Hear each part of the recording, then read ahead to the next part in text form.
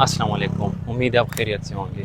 अच्छा, United Arab Emirates ने OPEC को क्यों क्विट किया, यानी organisation of petroleum exporting countries को। अच्छा, इसके कुछ रीजनल रीजंस है, कुछ इंटरनेशनल रीजंस है। सबसे पहले रीजनल रीजंस को समझते हैं। हमारे पास एक टर्म है, उसको कहते हैं spare capacity. United Arab Emirates की स्पेयर कैपेसिटी जो है वो 1 मिलियन बैरल पर डे है। इसका मतलब क्या है, यूनाइटेड अरब एमिरेट्स जो है वो 3.2 मिलियन बैरल्स पर डे वो प्रोड्यूस कर रहा है। जो ओपेक ने उसको 3.2 million barrels per day quota दिया हुआ है, लेकिन यूनाइटेड अरब एमिरेट्स की जो टोटल कैपेसिटी है, जो मैक्सिमम कैपेसिटी है, वो है 4.2 मिलियन बैरल्स पर डे। यानी इसको इस तरह समझे कि वो 1 million barrels per day extra produce कर सकता है, लेकिन due to limitation, due to OPEC quota, उसने 1 मिलियन बैरल पर डे जो है वो प्रोड्यूस नहीं कर रहा है। अच्छा, दूसरा जो सबसे अहम रीज़न है वो economic model between UAE and KSA है। यूनाइटेड अरब एमिरेट्स की जो मॉडल है वो ऑयल पे इतना रिलाई नहीं करता, यानी उसका आप समझे कि 25% से कम जो उसकी बजट बनती है, जो यूनाइटेड अरब एमिरेट्स जो बजट शाया करती है साल की, तो उससे तकरीबन 25% से भी कम वो ऑयल से आती है। अगर हम दूसरी तरफ देखें केएसए की, यानी किंगडम ऑफ सऊदी अरेबिया का, तो वो आलमोस्ट आपका 60% ऑयल से आता है, यानी उसकी ऑयल रिलायंट इकोनॉमी है। यानी केएसए का इकोनॉमिक मॉडल बिल्कुल मुख्तलिफ है यूएई से। अच्छा, अगर आप देखें केएसए में क्या है, केएसए में एक तो तेल है, दूसरा हमारे पास होली प्लेसेस है, मक्का एंड मदीना। इसके अलावा केएसए जो है, केएसए के पास इतना कोई अपना मॉडल नहीं है कि वो पैसे जनरेट करे, तो वो पूरा का पूरा डिपेंड किस पे करती है, ऑयल पे डिपेंड करती है। और जो सबसे अहम रीज़न है तो वो है हमारे पास ब्रेक इवन प्राइस। अच्छा, ये ब्रेक इवन प्राइस क्या होता है? फॉर एग्जांपल, अगर यूएई और सऊदी अरेबिया जो है वो आपका एक बैरल तेल निकालना चाहता है, तो एक बैरल तेल पर जितना खर्चा आता है और फिर वो उसको जिस कीमत पे बेचते हैं, अगर वो बराबर है, इसको कहते हैं break even price. For example, मैं कहता हूँ कि break even price for the 1 barrel of oil is 10।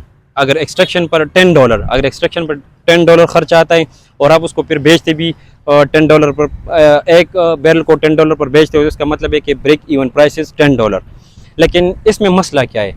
मसला इसमें यह है कि जो मैंने जैसे आपको कहा कि कैसे किंगडम ऑफ सऊदी अरेबिया अपना जो बजट है, एनुअल बजट, उससे आपका ऑलमोस्ट 60% वो ऑयल से वो पूरा करता है, रेवेन्यू जनरेट करता है।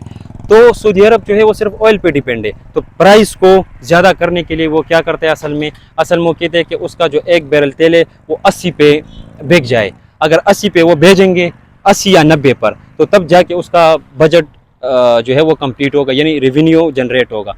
अगर हम दूसरी तरफ देखें, दूसरी तरफ अगर यूएई जो है वो अगर एक बैरल तेल को $50 पर भी बेचे, तब भी जो है इसकी बजट कंप्लीट होगी, यानी रेवेन्यू जनरेट होगी, क्योंकि उसका जो 75% आलमोस्ट स्केल है, उसका जो इकोनॉमी डिपेंडेंट वो और चीज़ों पे, टूरिज़म पे, फाइनेंस पे, रियल एस्टेट पे।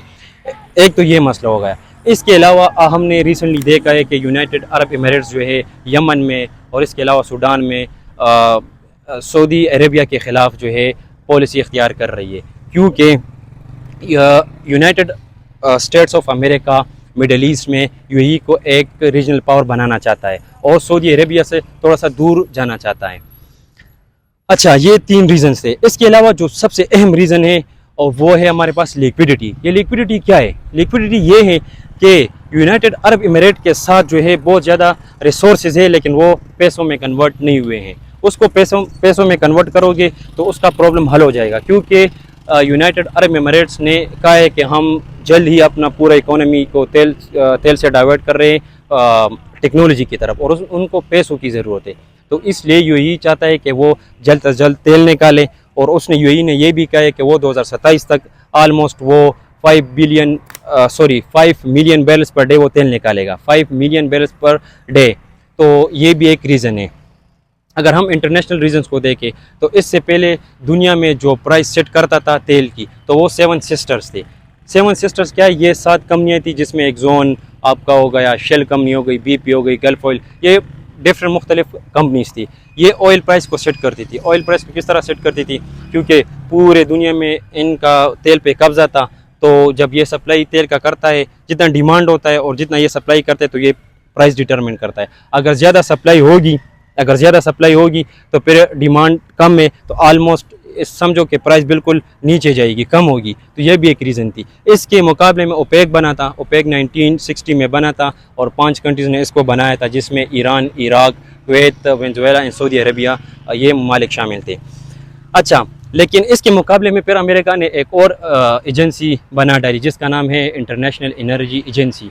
और आपको पता है कि इंटरनेशनल एनर्जी एजेंसी जो 1972 में बनी थी, वो आलमोस्ट उसके साथ जो स्ट्रेटेजिक रिजर्व्स है जो उन्होंने तेल को जमा किया है, वो आलमोस्ट 1.8 बिलियन बैरल्स है। यानी इस तरह समझो कि 1.2 बिलियन बैरल्स जो है वो 32 ममालिक है उनके साथ है, और 600 मिलियन बैरल जो है आलमोस्ट आपका जितने ये फैक्ट्रीज है उसके इंडस्ट्री है उनके साथ है।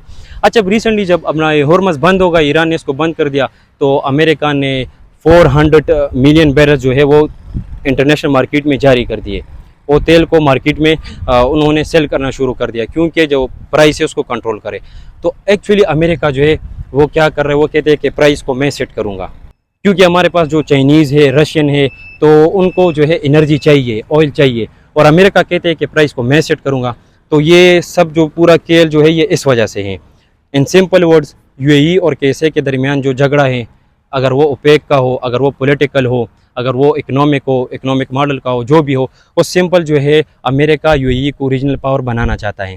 दूसरा अहम जो मसला है, अमेरिका कहता है कि तेल हमारा है, तेल पे हमारा कब्ज़ा होगा और प्राइस हम डिटरमिन करेंगे, क्योंकि इससे फिर हमारे पास क्या आता है, इससे डॉलर जनरेट होते हैं, जिसको पेट्रो डॉलर भी कहते हैं।